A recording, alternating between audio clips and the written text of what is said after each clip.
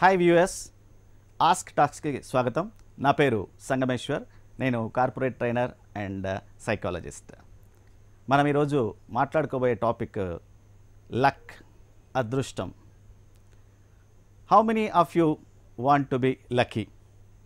యూజువల్గా నేను క్లాస్లో నా వర్క్షాప్స్లో ఒక క్వశ్చన్ అడుగుతాను. How many of you are lucky? How many of you feel that you are lucky? మీలో ఎంతమంది అదృష్టం ఉంది, అదృష్టం బాగా మిమ్మల్ని ఫేవర్ చేస్తుంది అనుకుంటున్నారు అనే క్వశ్చన్ అడిగినప్పుడు చాలా తక్కువ మంది హ్యాండ్ రైస్ చేస్తారు. అంటే చాలా తక్కువ మందికి చెప్తారు నేను అదృష్టవంతుని, నాకు అదృష్టం సహకరిస్తుంది అని. So recently we had a get together. ఆ గెట్ టుగెదర్లో మేము మాట్లాడినప్పుడు one of my friend was citing about some other friends అనమాట. వాడు చాలా అదృష్టవంతుడు రా. ఎందుకు అన్నాను. ఎందుకు అంటే వాడికి చాలా అదృష్టం, ఎందుకంటే వాడు చాలా బాగా డబ్బులు సంపాదించాడు, వాడు పట్టిందల్లా బంగారమే అన్నాడు అనమాట. Okay fine.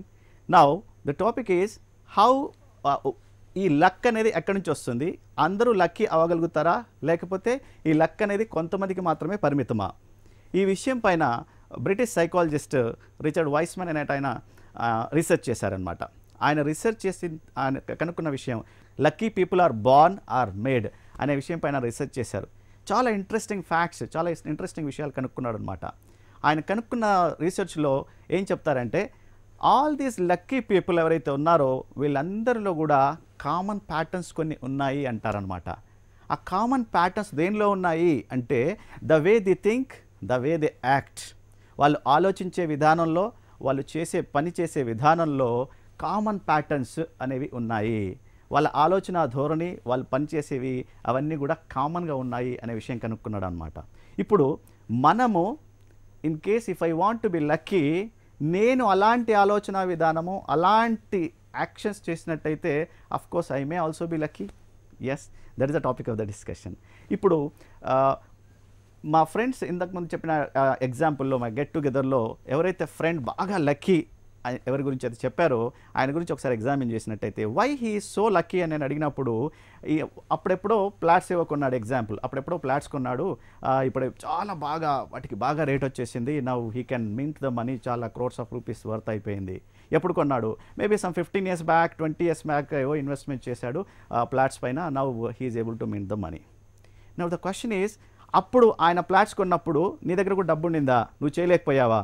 నా దగ్గర కూడా డబ్బు ఉండింది, కాకపోతే I was not able to afford the risk. Not afford the money but afford the risk. ఎందుకు?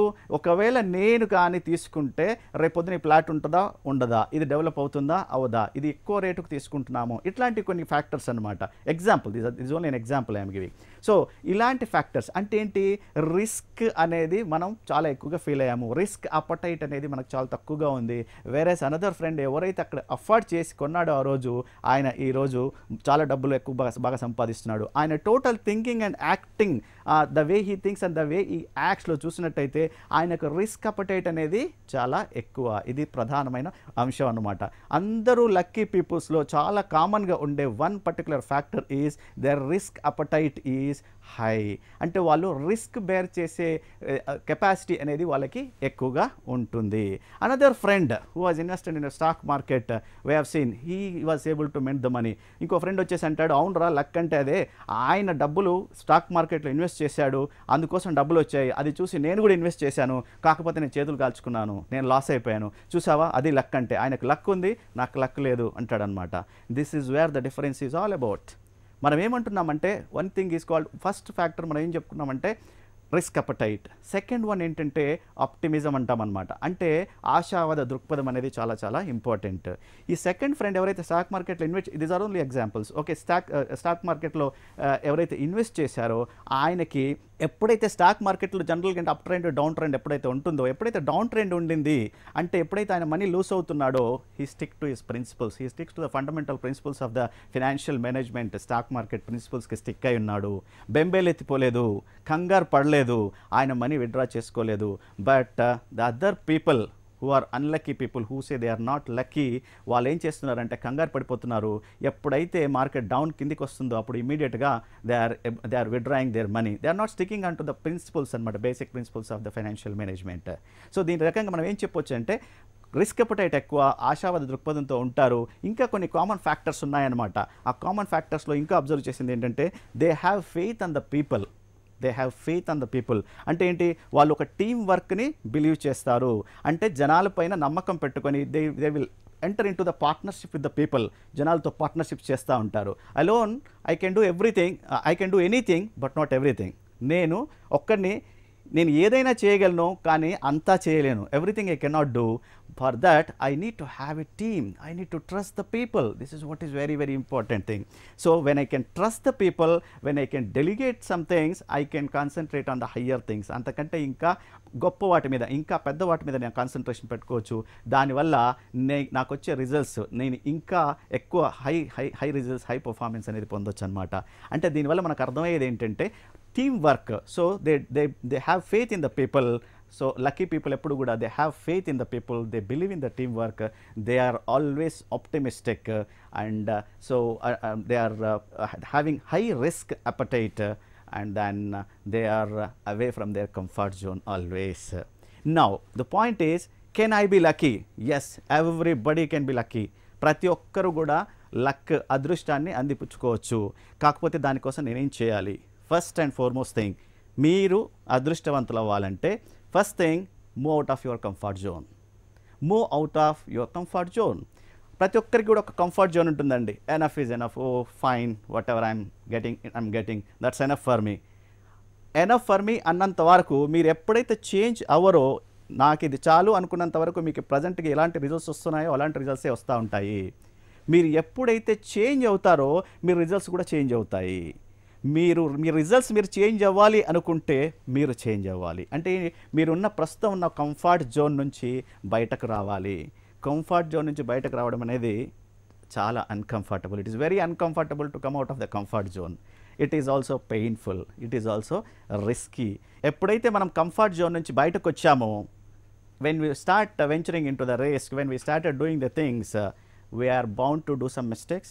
There may be some failures.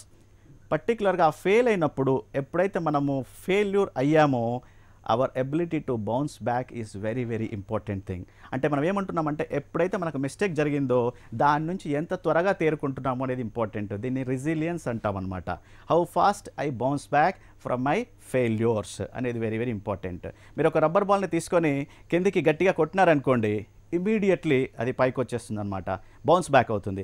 అది కాకుండా మీరు ఒక ఐరన్ బాల్ లాంటివి తీసుకొని మీరు కిందికి కొట్టారనుకోండి, అది అక్కడే ఉండిపోతుంది అనమాట.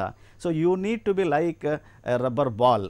సో ఎంత మీరు కింద పడ్డా పర్లేదు, కింద పడ్డం common. All success stories are failure stories once. అంటే అన్ని సక్సెస్ స్టోరీస్ కూడా అంతకుముందు ఎప్పుడో పాస్ట్లో ఫెయిల్యూర్స్. మనం సక్సెస్ అయిన తర్వాత మనం అన్ని చూస్తూ ఉన్నాము. బట్ వాళ్ళ స్టోరీస్ కానీ కరెక్ట్గా మనం నిశ్చితంగా పరిశీలిస్తే వాళ్ళు కూడా చాలా సార్లు ఫెయిల్యూర్ అయ్యారు, చాలాసార్లు మిస్టేక్స్ చేశారనమాట. దాని నుంచి పాఠాలు నేర్చుకొని ఎంత క్విక్గా, ఎంత ఫాస్ట్గా మనం మళ్ళీ బౌన్స్ బ్యాక్ అయిపోయి మళ్ళీ ట్రాక్లోకి వస్తాము అనేది చాలా ఇంపార్టెంట్ అనమాట. Then delegating the work to the people. The third one is delegating work to the people, and having teamwork, believing in the teamwork is the third one. And the fourth one is having optimism. అంటే నా ఆశావాద దృక్పథం అనేది చాలా అవసరం అనమాట. ఈ లక్షణాలు కానీ మనం అలవర్చుకుంటే, ఎవరైతే అలవర్చుకుంటారో వాళ్ళు డెఫినెట్గా లక్కీ అవ్వగలుగుతారు, డెఫినెట్గా అదృష్టవంతులు అవ్వగలుగుతారు. So lucky people are not born, but they are made. Everybody has the potential to be lucky. Thank you.